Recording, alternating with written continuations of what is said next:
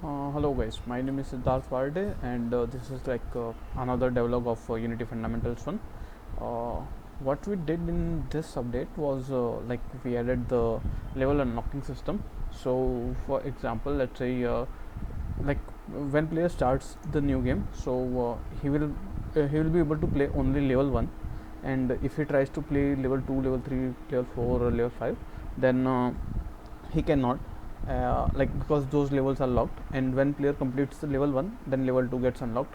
When player completes the level 2, then level 3 gets unlocked, and so on. So like that, there is a level unlocking system, and on top of that, I also added the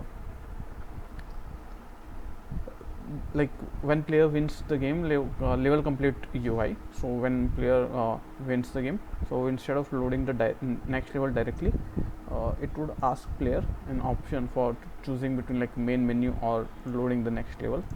So let me play. Level select. Okay, I again forgot to change the numbers, but okay. Right now all the levels are unlocked because I have completed them, but let me show you from the level 1, right? And yes, this is the screen. If I say main menu, then I would be at main menu, then I can start level 2 again from here, and if I would have said next level, then it would have loaded the level 3 next level, level 2, sorry, and here it was level 3, then again level 4, right? Next, and level 5,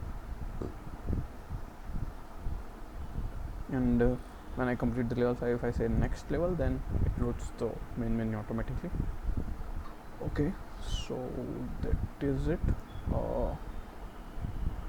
Yes, we also use the singleton pattern for this. Okay, so this is the level manager. So the main of thing of singleton pattern is there is only one instance, and that is a private instance. Then I created a property to get that instance, and